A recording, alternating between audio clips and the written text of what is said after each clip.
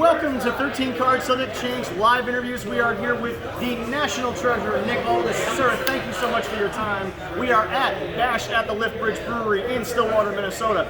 This is the world's heavyweight champion of the NWA. Up here, we're used to a different letter WA, but obviously this is the championship itself. You, sir, have been holding this now in your second reign.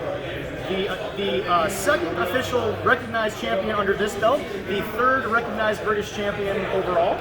We don't, Gary Steele, obviously the first NWA. We don't want to forget Nigel McGuinness, of course, in Ring of Honor, held that title many times. This belt has been an absolute treasure since you've had it, not to use the pun. A couple of questions is, number one, welcome, and tonight you are facing the UFC legend, Stephan Bonnar.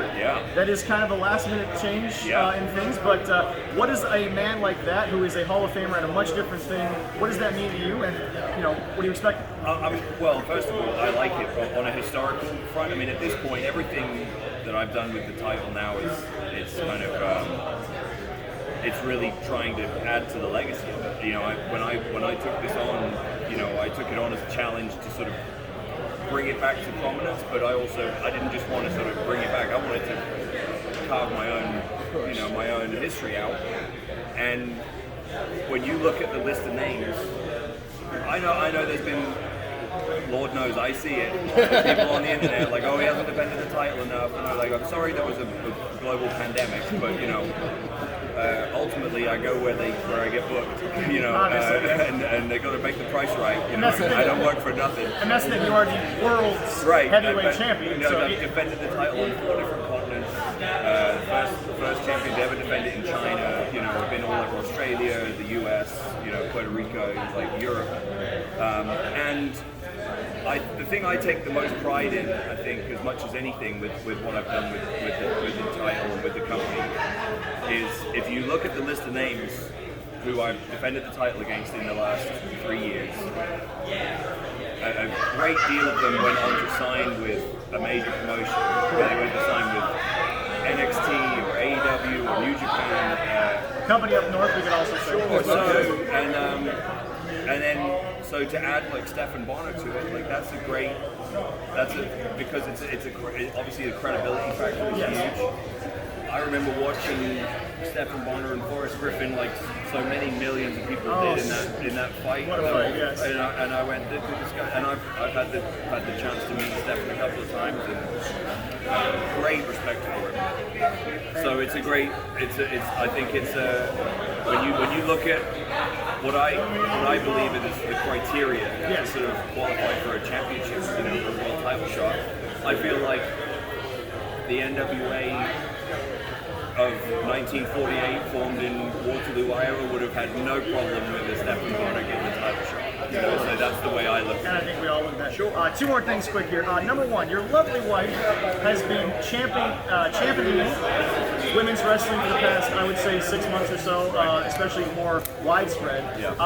What does it mean to her to sort of get that section of wrestling much more into the mainstream as it has been? I don't think she gave herself enough credit for doing that. Well, she's obviously one of the most decorated women in history of sport. I've always made the point that I always felt like the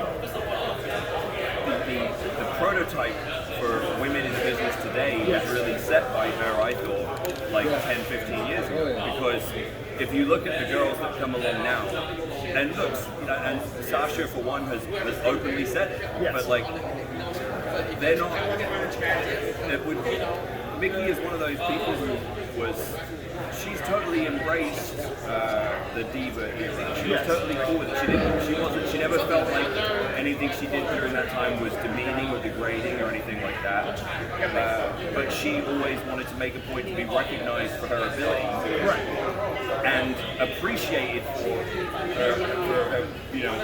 how she looked and her aesthetic. In other words, it's exactly the same way that the men did. Like, I don't work out for fun. No. It's because I knew I wanted to be in the business and I wanted to be taken seriously and I wanted to have success in it. So I wanted to look a certain way. But it wasn't. But I've never been in a situation where that was all they cared. Okay, just take your shirt off and shut the hell up. So it's like, and Mickey never presented herself like that either. So I always felt like I felt like she kind of set the tone for what women in the business are today anyway, being that they're athletic and capable and celebrated for their femininity and their beauty, but it's not the defining characteristic of what they are. So for her to come in now and to lead the charge with this Empower pay-per-view and to not look back at what she did and look at it as a negative. She's proud of everything she's done in her career, and it's like, because it all feeds the tapestry, the same way that I can look back on like Brutus Magnus with the gladiator helmet and stuff, and it's like, I'm not proud of it necessarily. It's part of what you have. But it's all part it's all part of my rich tapestry of my career, so it's kind of like the same thing. She's super proud of this show. She's been so dialed in. I mean, it's like it's all consuming for her. I mean, she really wants to knock this out of the park, and she's giving a lot of girls a big chance. Yes. And that's all you need in this business sometimes. Right. And I think I think for her, and I don't want to speak for her, but I think that's probably the part that means the most to her, because she came up in an era where there was like one girls match on every show. Right. And 20 seconds. And sometimes it was, even on the independents, it was kind of like, oh, have you got another girl that you can work with? Right. It was kind of like, it was an afterthought. And so she knew how difficult it was to crack. And so she just wants to create a situation where there's a platform for a bunch of people. And I can speak from my experience. I feel like there's a group of us from British wrestling who feel the same way. That was actually my next question, if we can just transition, is where is the state of the British wrestling scene right now? I know there's been many things that have kind of been a negative, but I'm not the right guy to judge because I haven't been there for 10 years. Right. I mean, I go back. I don't. What would be some guys that we could sort of like look at right now that are carrying that sort of British scene right now? Because obviously, in America, we wouldn't get to know them. I don't know. I wouldn't be able to tell you who's carrying the scene, but I would say that I would keep an eye out for Ricky Knight Jr. Okay. Yeah. And Doug Williams is back. Like, he came out of retirement. He's gonna bust his ass to endorse as many people as possible, like he did me. Yes. I mean, people don't realize this, but my third ever match was with Doug, when Doug was like traveling all over the world and like making great money and was like by far and away the most successful British independent wrestler in that time. Yes. And he just came to a training school one weekend where I was training and said, hey, he's not bad, like, let's give him a shot. He's another guy who just constantly gives back to the business and he wants to make it better. And so I'd say anything that Doug's involved with is going to be quality. Ricky Knight Jr. I've known him I've literally known him since he was a toddler.